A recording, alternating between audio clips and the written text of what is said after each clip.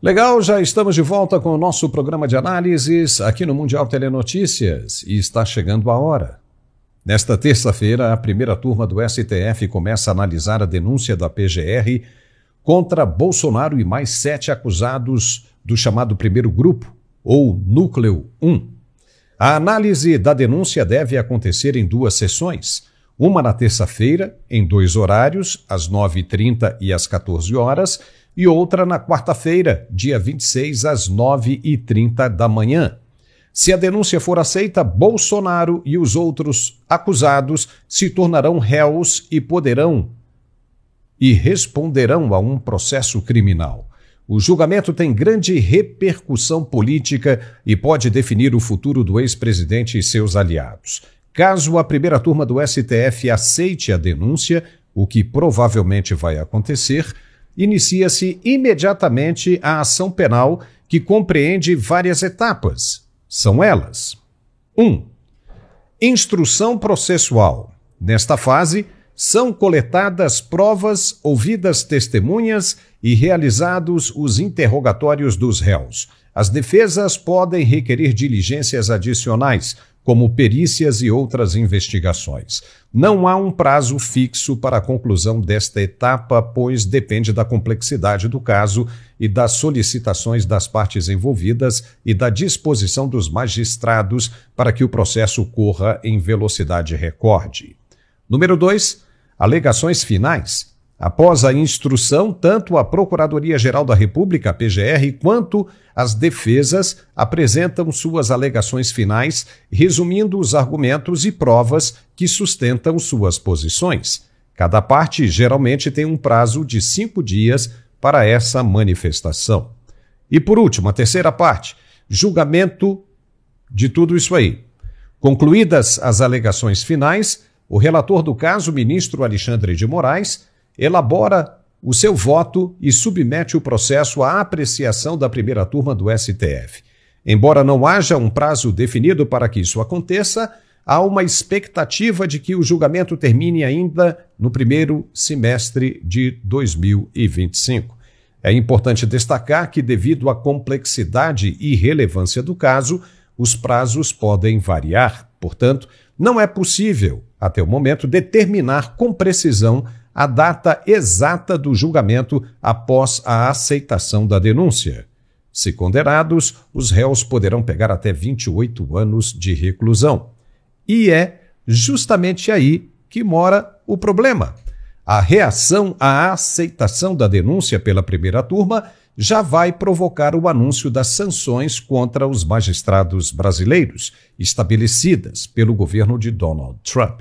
Será apenas um anúncio, como um alerta para que eles saibam o que vai acontecer depois com eles se partirem mesmo para a condenação do ex-presidente. Mas sabendo do que vai acontecer, os ministros não darão ouvidos e votarão de acordo com as suas convicções individuais ou grupais, já que parecem estar mesmo todos envolvidos juntos. O presidente americano deverá decidir essa semana sobre o pacote de sanções que reúne nada menos que 1000 páginas sobre a mesa dele. Trump olha para elas todos os dias, à espera do momento certo. E há quem diga que esse momento chega dependendo das ações dos próprios ministros. Se eles quiserem seguir adiante, que sigam, mas terão de amargar o que vem por aí. E os ministros vão pagar para ver, pois dizem que não podem ser pressionados por uma força externa a respeito das decisões que têm de tomar. Portanto, é certo que, com um pensamento assim, todos eles serão sancionados. Mas a punição não vai terminar por aí, com sanções do tipo suspensão de vistos e lei Magnitsky. Não. Se os magistrados brasileiros continuarem mostrando resiliência, vai haver condenação e pedido de prisão a ser cumprida nos Estados Unidos. Mas como assim? Um país não tem o direito de interferir na soberania de outro? Vão dizer eles, mas de nada vai adiantar. Todos no mundo estão falando a mesma coisa e não está adiantando nada. E quando eles perceberem isso, vai ser tarde demais. Vão lamentar, ranger os dentes, mas não vai adiantar. E a constatação será amarga e dolorosa. E por que isso vai acontecer? Porque os brasileiros ainda não se deram conta que nesse jogo manda quem pode e obedece quem tem juízo. Caso queiram comprovar, é só partir para o combate, como estão fazendo agora. E isso é muito perigoso. Aquele último que ficar de pé ganha a disputa. Quem será que tem condições de permanecer altivo? O Brasil ou os Estados Unidos? Trump já disse, nós não precisamos deles, eles é que precisam de nós. E se os juízes brasileiros acham que no Brasil é diferente, logo logo verão e se surpreenderão ao constatar que, quando se trata do mais fraco contra o mais forte, o mundo todo é igual. Trump está seguindo a mesma linha política de Nayib Bukele, o jovem e voraz presidente de El Salvador. No país dele, ninguém podia mais sair de casa, assim que o sol se punha, dado a violência que assustava. Os comerciantes tinham de pagar propinas para os criminosos em percentuais altíssimos. O crime controlava o país, as gangues organizadas tomavam conta de tudo. E Bukele assumiu com o propósito de trazer a segurança das pessoas de volta, a dignidade da vida delas na integralidade. Construiu presídios e acabou com os privilégios de criminosos. Foi acusado pela esquerda globalista de ser um ditador, mas ele respondeu do jeito que todos queriam ouvir. Melhor ser um ditador e garantir a segurança de todos e bem-estar do povo do que deixar os cidadãos morrerem na mão dos bandidos. Resultado? É o país mais seguro do mundo agora. A criminalidade baixou 98%, quase a totalidade, e o turismo subiu para incríveis 100%, gerando empregos, renda e impostos. Questionado por que outros países, como o Brasil, por exemplo, não conseguem os mesmos resultados por serem grandes demais, Bukele deu a seguinte resposta. Veja. Eu creo que no hay gobierno que no pueda eliminar la delincuencia. Es absurdo. El Leviatán, el Estado, siempre es más fuerte que cualquier organización criminal. Nosotros lo demostramos. Era el país más inseguro del mundo y ahora es el más seguro del hemisferio. Y claro, esa organización criminal de Brasil es mucho más grande, pero también el Estado de Brasil es mucho más grande y fuerte y poderoso que la organización criminal. Y yo daba el ejemplo porque muchas veces dicen, no, es que es la droga y ya está. Y yo digo, yo daba el ejemplo de Europa. Yo estoy totalmente en contra de las drogas y aquí tenemos un férreo combate a las drogas. Pero en Europa hay un consumo de drogas mucho mayor que el de Latinoamérica. Muchísimo mayor. Legales e ilegales. Y no hay carteles. Habrán dealers, ¿verdad? Pero no hay carteles de la droga, no hay carteles de la droga, mucho menos controlando territorios en Europa. Y Francia va a controlar el sur de Francia, lo va a controlar un cartel, y el otro cartel el norte. Eso no pasa en Europa. ¿Por qué? Porque el Estado controla su territorio. Tendrá sus defectos el gobierno francés y tendrá sus virtudes, pero ellos controlan su territorio. Y aquí en Latinoamérica no.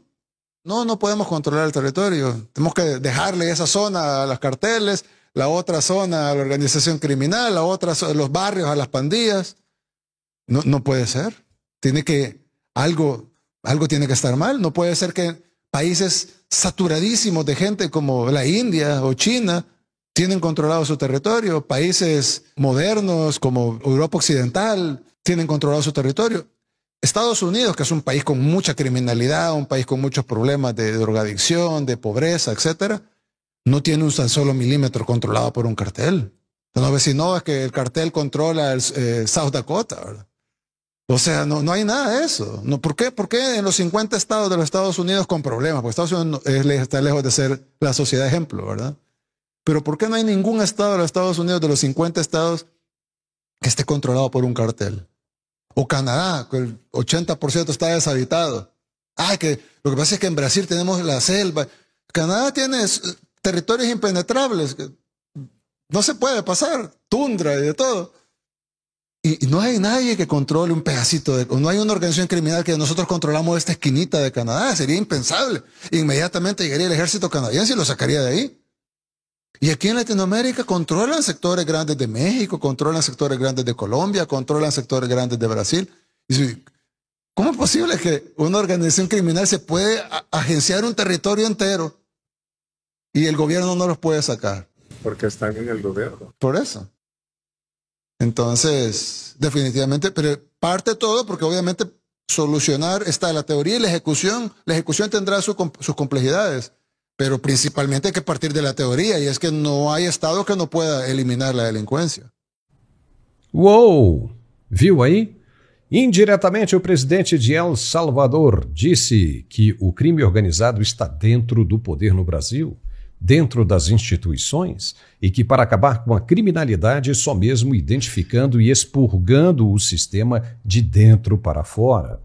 Logo após conquistar a maioria no Congresso salvadorenho, o partido de Bukele, Novas Ideias, aprovou a remoção de 5 magistrados da Suprema Corte, alegando que eles haviam tomado decisões contrárias ao governo no combate à pandemia da Covid-19. E, além disso, o Procurador-Geral da República também foi destituído na mesma sessão legislativa, o que gerou críticas internacionais sobre a concentração de poder nas mãos do presidente. Mas ele não estava nem aí e contava com o apoio popular. A medida foi considerada um ataque à separação de poderes, gerando críticas de organizações como a ONU, a OEA e até do governo esquerdista de Joe Biden. No entanto, Bukele manteve alta popularidade interna, argumentando que a Suprema Corte e o Judiciário protegiam interesses da antiga elite política e impediam reformas necessárias, inclusive soltando criminosos inúmeras vezes que a polícia os prendia. Posteriormente, a nova Suprema Corte permitiu que Bukele pudesse concorrer à reeleição em 2024, algo antes proibido pela Constituição salvadorenha. E hoje o país prospera, e muito, em todos os sentidos. Donald Trump vai pelo mesmo caminho e já trabalha a possibilidade de destituir também os juízes federais esquerdistas que tratam de anular as decisões dele. A esquerda mundial tenta resistir, mas sem a menor possibilidade de sucesso. Trump disse que um juiz que não recebeu nenhuma atribuição dada pelo povo não pode tentar impedir o que o povo demanda. E ele vai acabar com todos esses juízes que vão contra a vontade do povo. Nos Estados Unidos e em qualquer outro lugar que seja do interesse dos Estados Unidos.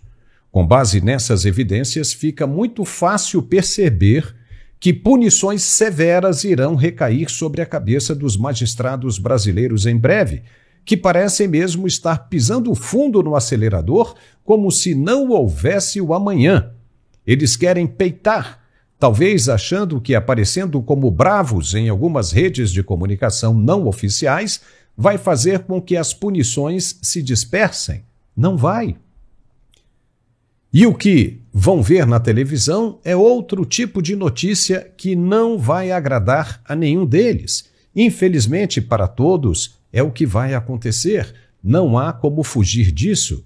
E aí é esperar para ver quem vai aguentar mais quando tudo começar. E vai começar em breve. Essa é a leitura da situação. E o ministro Flávio Dino compartilhou da punição exagerada para a cabeleireira Débora Rodrigues dos Santos. Foi no fim de semana. E ele também pediu 14 anos de prisão em regime fechado para a mãe de 2 filhos pequenos, porque ela escreveu "Perdeu Mané" com batom na estátua da Justiça. Os ministros argumentaram que Débora foi acusada por outros crimes também, mas mesmo assim não se justifica 14 anos em regime fechado. Uma coisa é certa: com base na decisão desses 2 ministros, já temos a certeza de que não vai haver mais manifestações em Brasília ou em qualquer outro lugar do país, como aquela que aconteceu logo após o impeachment da presidente Dilma, pedindo a saída de Michel Temer do poder. Lembra disso? Quando quebraram o Ministério da Agricultura, invadiram o Congresso Nacional e ainda colocaram fogo no Itamaraty. Foram várias manifestações. E a manifestação foi provocada pelas centrais sindicais e pelo PT.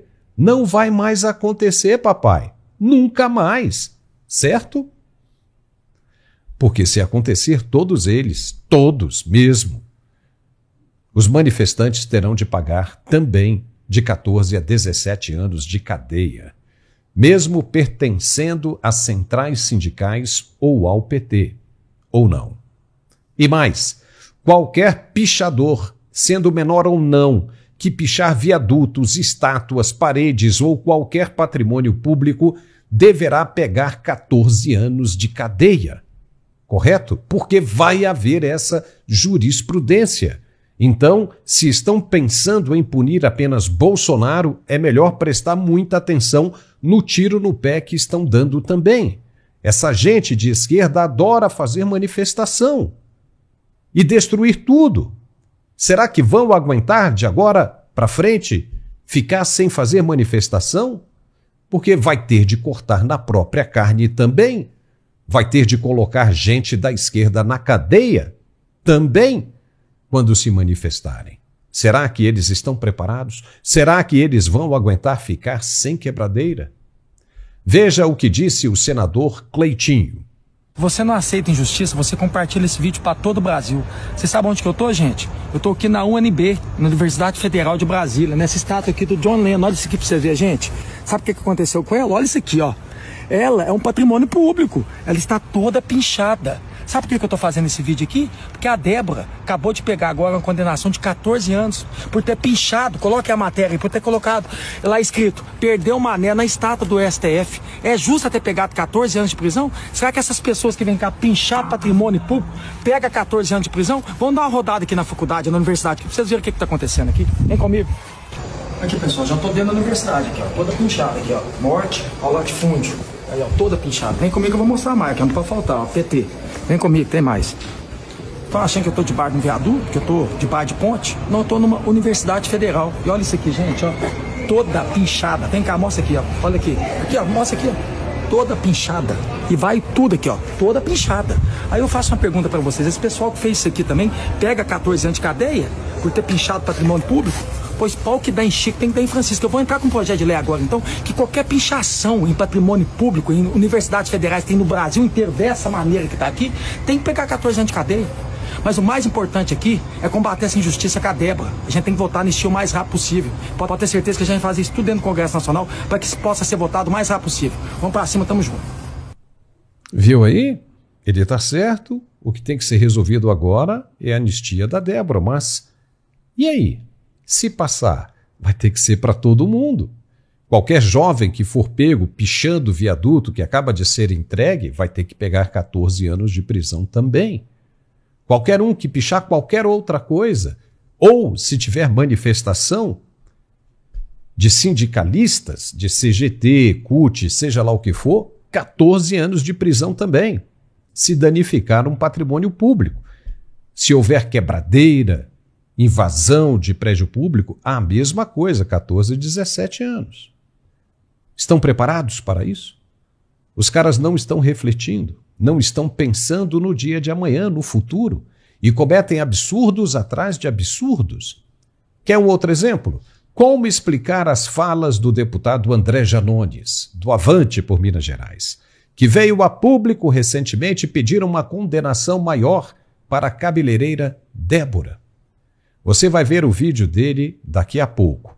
Mas o cara é réu, confesso, no caso das rachadinhas. E rachadinha é crime, é lavagem de dinheiro, é desvio de recursos públicos. Como ele não pegou nenhuma punição e ainda vai poder devolver em suaves prestações a perder de vista o que usurpou da União irregularmente? Como? O que dizer?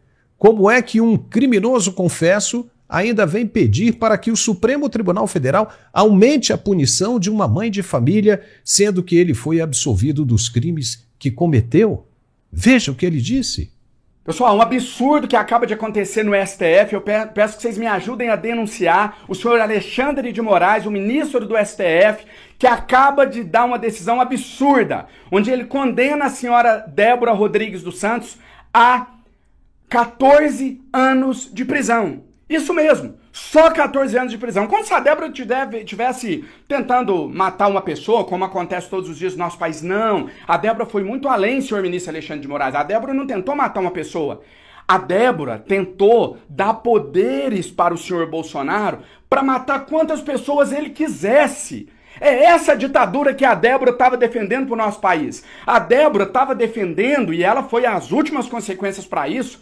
Ela invadiu o STF, ela praticou vandalismo lá na estátua da Justiça para defender uma única causa: poderes ilimitados para o Bolsonaro, golpe de Estado, abolição do Estado Democrático de Direito, fim da democracia. Ela queria, gente, que o Bolsonaro pudesse ter poder para poder torturar seus filhos, para poder torturar você, para poder matar quem fosse contra o regime dele. Ah, você não é bolsonarista, não? Você é comunista, eu vou te matar. É isso que o Bolsonaro estava defendendo e que a senhora Débora fez de tudo para que ele conseguisse, no nosso país, instalar uma ditadura. E aí vem o senhor Alexandre de Moraes e coloca na Débora uma peninha qualquer. Coloca lá 14 anos de prisão, como se fosse um caso isolado. Ela tentou matar uma pessoa, ela tentou atentar contra uma vida, o que já seria gravíssimo. Mas a Débora foi muito além. A Débora defendeu a tortura no pau de arara. A Débora tentou fazer com que o Bolsonaro pudesse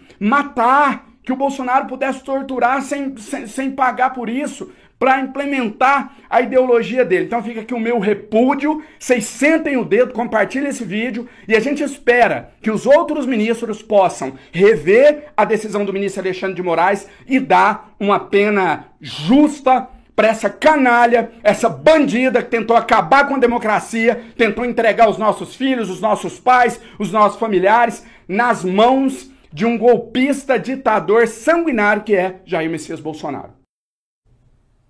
Viu aí? Eu daqui já vi um monte de crimes que ele acaba de cometer. De novo, um monte. Dá para entender isso?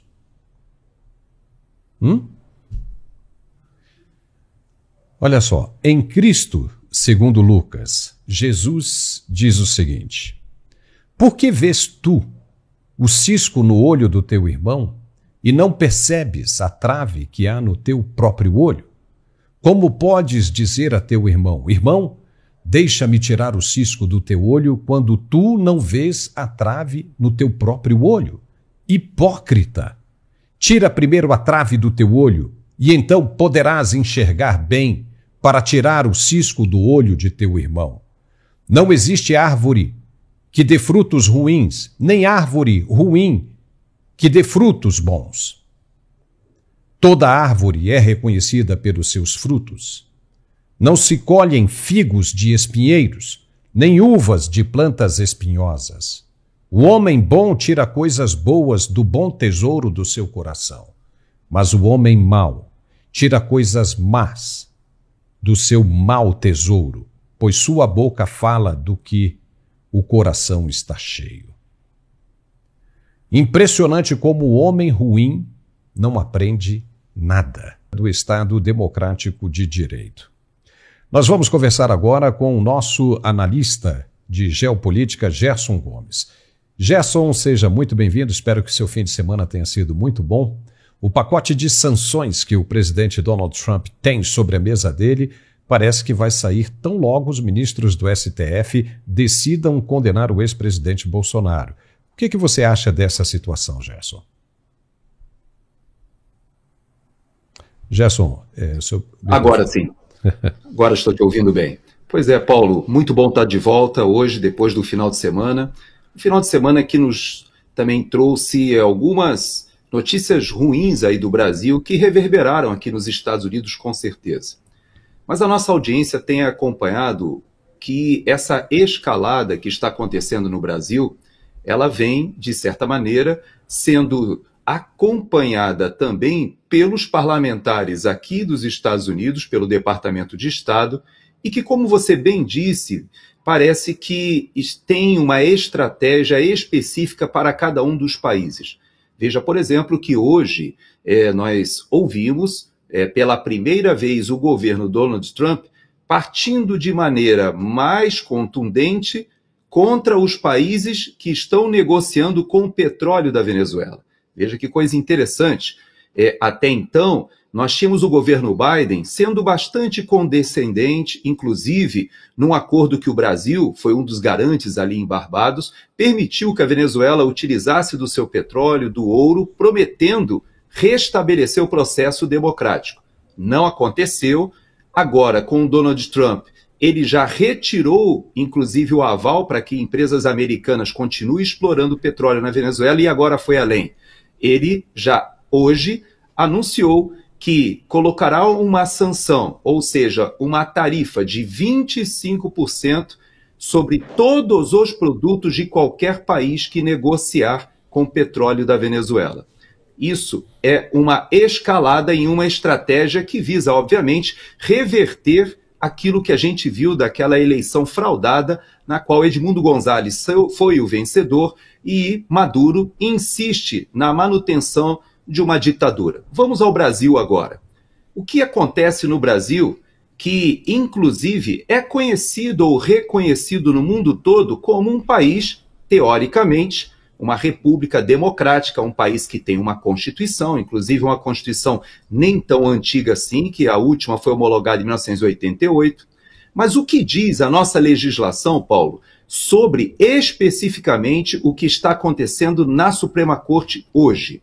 Veja que existe uma legislação, e essa legislação é a Lei 1079 de 1950, e que não foi revogada, ainda está em vigor, e ela diz o seguinte, olha só, dos ministros do Supremo Tribunal Federal. São crimes de responsabilidade dos ministros do Supremo Tribunal Federal. Ou seja, os crimes de responsabilidade são aqueles que são passíveis de cassação, de julgamento pelo Senado Federal.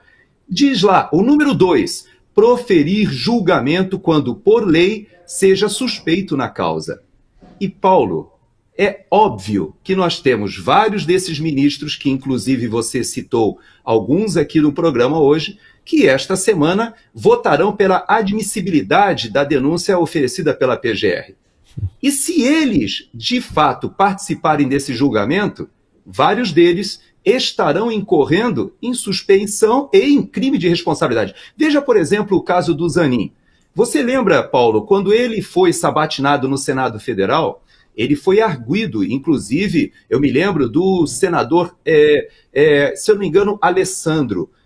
Houve um senador que especificamente o provocou na questão do crime de responsabilidade se ele participasse de julgamentos em que ele deveria ser julgar suspeito. E ele foi taxativo ao dizer, eu fui advogado do presidente Lula em diversas causas, inclusive militando partidariamente, ou seja, antes de vestir a toga, mas eu vou me comprometer aqui diante dos senadores de que eu vou me declarar suspeito. Pois agora ele tem a oportunidade. E vou além. O número 3, Paulo, do artigo 39, diz o seguinte, exercer atividade político-partidária é crime de responsabilidade. E todos nós sabemos o que originou essa questão da Débora, foi justamente uma frase proferida pelo ministro Barroso, hoje presidente da Corte, muito infeliz ali em Nova York, quando ele provocado, questionado, diga-se de passagem, até de uma forma muito educada, a pessoa estava se dirigindo a ele perguntando e ele disse, não amola, perdeu Mané, não amola. Essa foi a frase que inspirou a Débora a escrever de batom. Porém, nós não podemos esquecer que o mesmo ministro, ele já teve outros episódios, inclusive um que na UNE, ou seja, num ambiente que estava presente também o ministro Flávio Dino, na época ministro da Justiça, agora ambos são ministros togados da mais alta corte do país, do STF, e ele também disse, nós derrotamos o bolsonarismo. Ele já veio a público dizendo que aquilo foi uma expressão que não necessariamente queria dizer o que todo mundo ouviu. Pois é, Paulo, nós temos vários ministros, Flávio Dino, o próprio ministro Barroso, o próprio ministro Gilmar Mendes, que inclusive já participou de inauguração de obras, e isso é uma atividade político-partidária. Nós temos ministros da Suprema Corte com tantos problemas com esses artigos, Paulo, que eu ouso afirmar que seria muito difícil você conseguir conduzir um julgamento, mas eu vou além. O problema, a origem, o vício de origem, é que esse julgamento está sendo realizado no local errado. O próprio ex-presidente Lula, que cometeu diversos crimes e foram comprovados, crimes de corrupção, crimes que foram julgados nas 3 instâncias. Começou na primeira instância, foi a segunda, foi a terceira e chegou até a apelações no Supremo Tribunal Federal.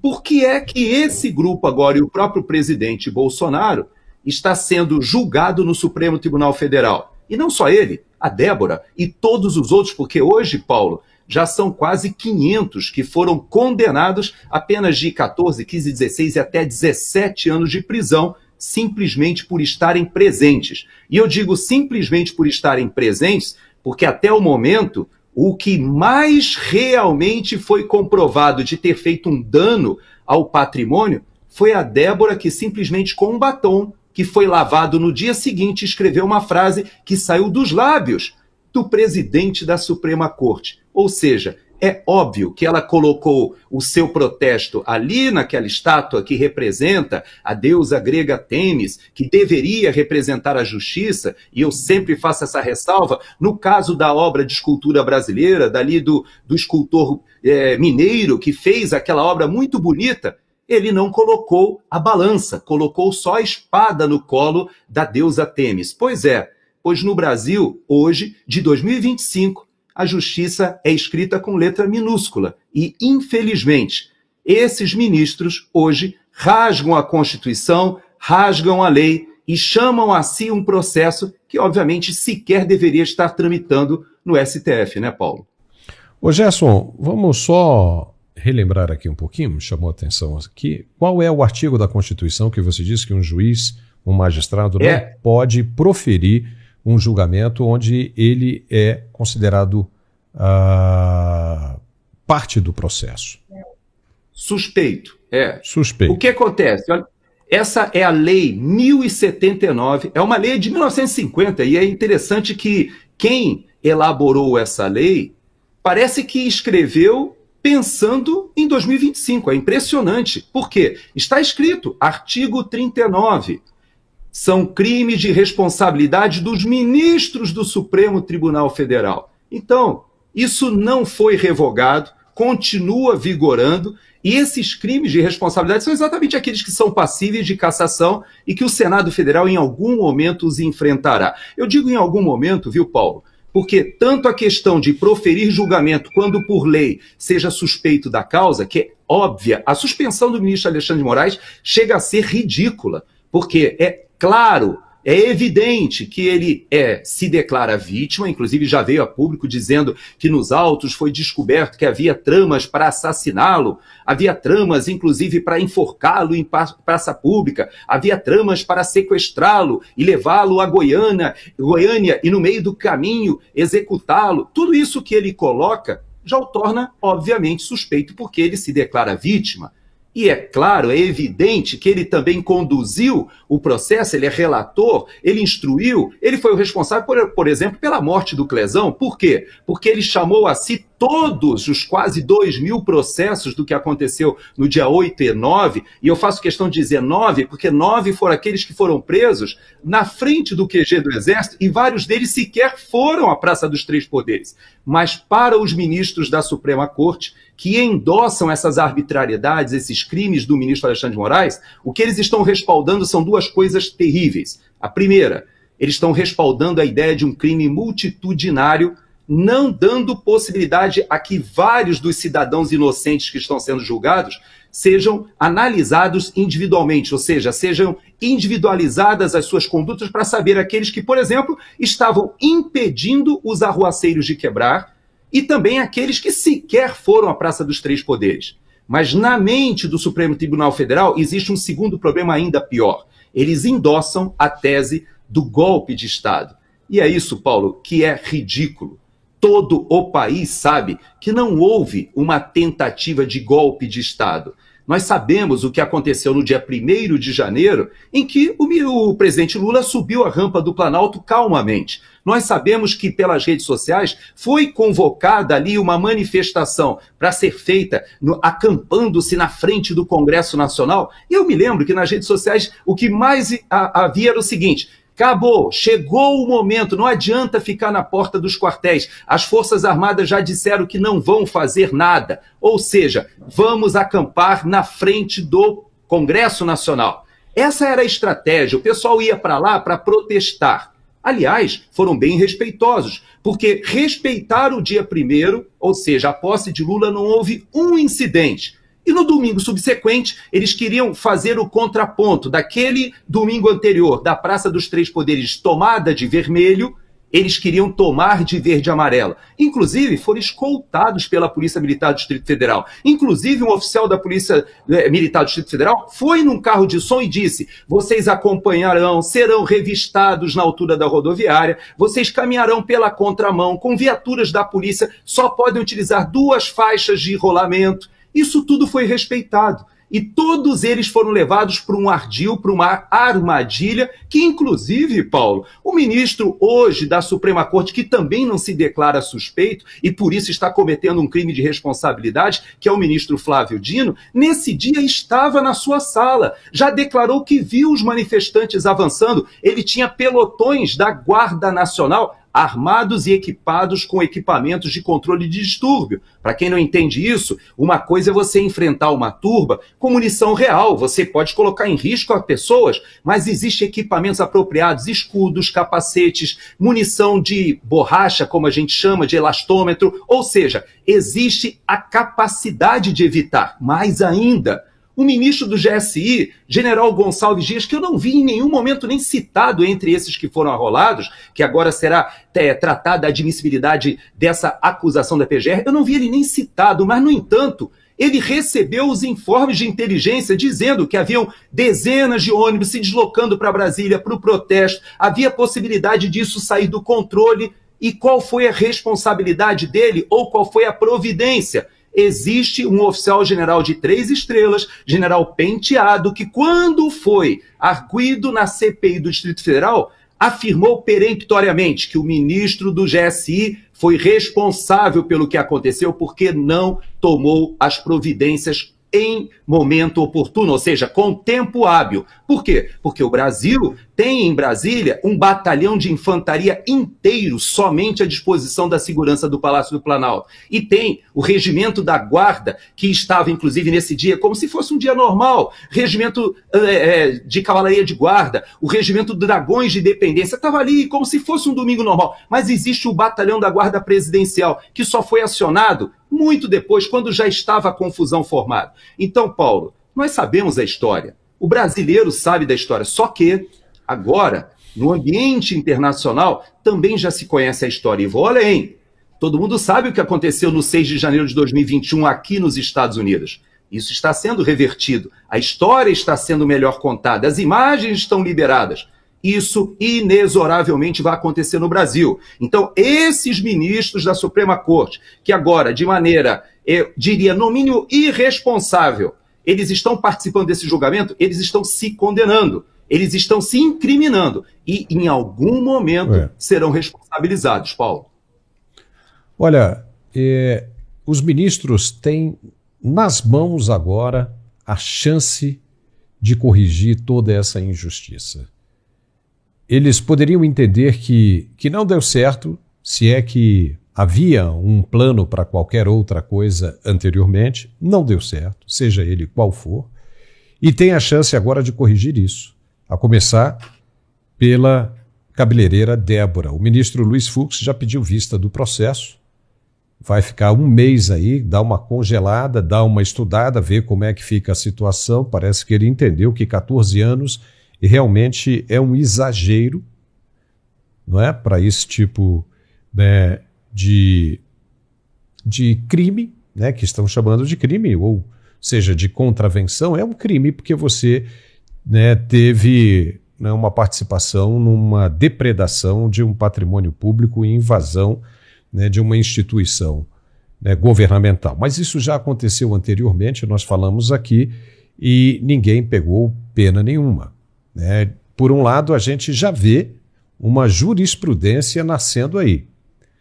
Todos os manifestantes da esquerda, que eles adoram fazer isso, interromper rodovias, invadir prédios, promover quebradeira, pichação, destruição de patrimônio público. Isso nós estamos falando com base naquilo que nós já vimos.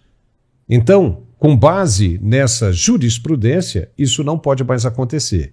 Eles, como falamos aqui no início do programa, se vierem a cometer esse tipo de crime, como agora nós chamamos, né, perfeitamente de crime, também terão que pagar com cadeia, 14, 17 anos. Veja, gente da esquerda, sindicalistas, de centrais sindicais. Será que essa turma está preparada para punir a sua própria gente também? Ou, quando isso vier a acontecer, já não vai ser mais entendido como um crime, né? Para que não se pegue 14, 17 anos de cadeia. Não e os serão menores? Responsabilizados, Paulo. Não serão. Sabe por quê, Paulo? Não serão porque essa sua linha de raciocínio é uma linha de raciocínio de honestidade intelectual. E não existe honestidade intelectual nesse momento.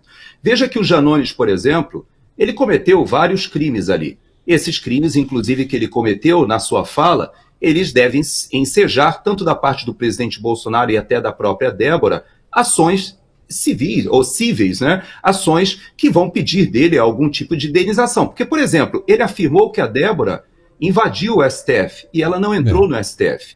Ela simplesmente escreveu com batom. Se você olhar, ela também não fez nenhum dano ao patrimônio. O que ela fez foi pichação.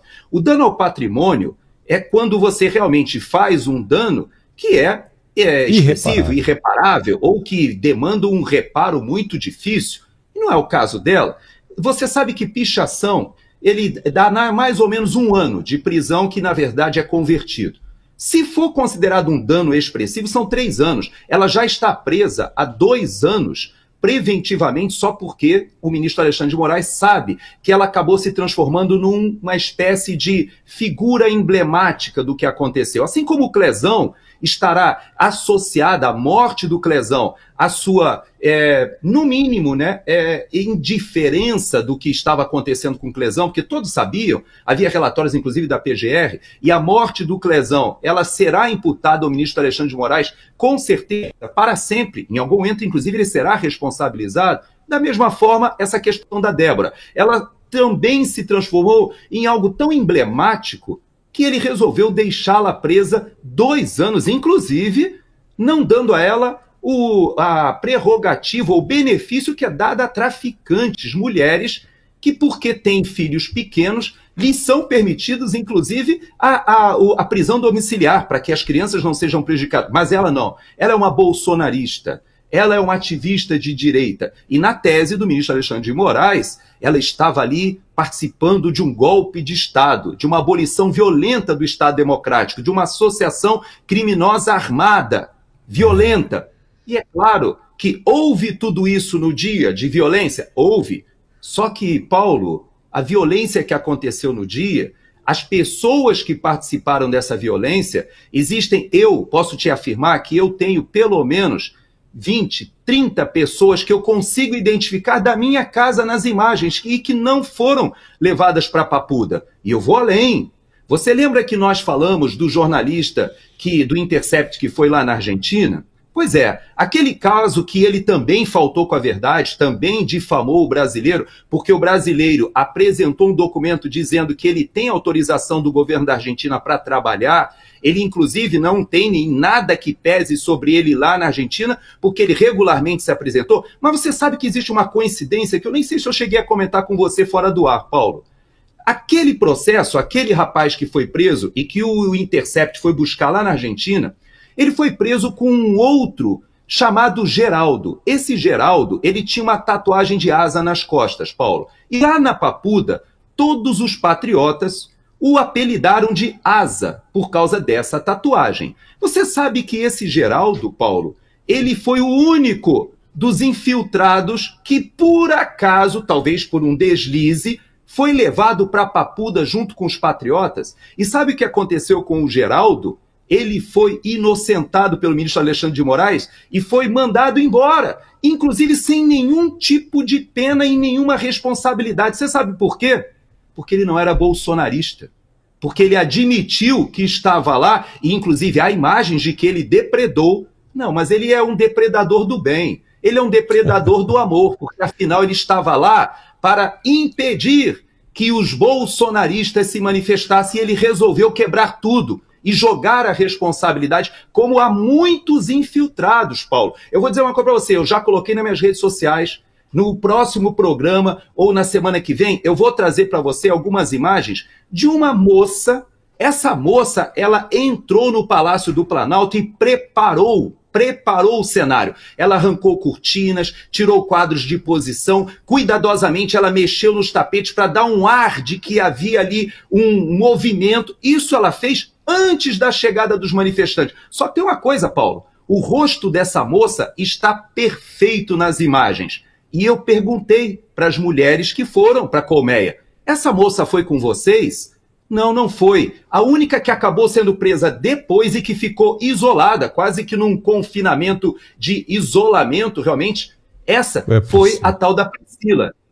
Agora, essa moça, por exemplo, pode me cobrar, eu vou trazer a foto dela. A foto dela é tão clara que qualquer policial já poderia ter perguntado para ela, como você entrou no Palácio do Planalto? A que horas você entrou? Por que você teve a facilidade de fazer toda essa preparação de cenário? E o melhor, quem foi que te financiou? Você estava cumprindo ordem de quem? Então, Paulo, todos nós sabemos o que aconteceu no dia 8. Todos nós sabemos da vergonha que aconteceu no dia 9. Todos nós sabemos da vergonha que aconteceu nos dias subsequentes. Que pessoas ficaram presas, foram levadas para presídios, sem audiência de custódia, sendo tratadas como cidadãos de péssimo passado. Não. Pessoas ilibadas, pessoas que tinham prestígio junto às suas comunidades, patriotas, verdadeiras pessoas patriotas preocupadas com o destino do país. Essas pessoas foram para Brasília e hoje hoje já tem quase 500 condenados com 14, 15, 16, 17 anos de prisão. É inadmissível isso, mas não vai persistir. Isso não se sustenta. Essa é uma mentira que em algum momento ela cairá em contradição, pessoas falarão a verdade e nós saberemos o que aconteceu lá, assim como já sabemos o que aconteceu em 6 de janeiro de 2021, lá no Capitólio, aqui nos Estados Unidos também, Paulo. E como já sabemos também, dado as evidências do que vai acontecer em breve com relação às sanções. Vamos acompanhar, né, Gerson? Vamos acompanhar. Chegamos aqui ao final do nosso tempo, já estouramos o nosso horário de hoje. Eu te agradeço demais aí a participação, os esclarecimentos. Viu que seu raciocínio hoje foi bem completo, né? A gente abordou bem essa questão porque ela é muito importante. Vamos voltar a tocar nesse assunto e mais alguns outros super importantes, Gerson, no programa desta terça-feira ao meio-dia. Eu gostaria muito que você participasse conosco, tá bom?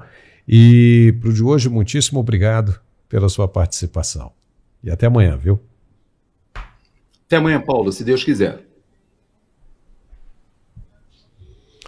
E nós ficamos por aqui com este programa de hoje. Se você gostou, eu peço a você que se inscreva em nosso canal, porque é muito importante.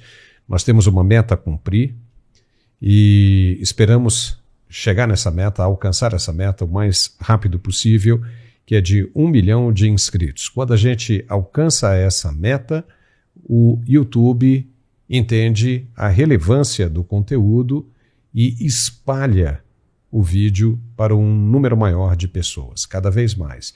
Então é importante, se inscreva no canal, você não precisa preencher nenhum formulário, é só dar um clique ali em cima no botão de inscreva-se e está tudo certo.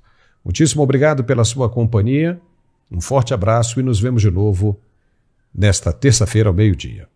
Até lá.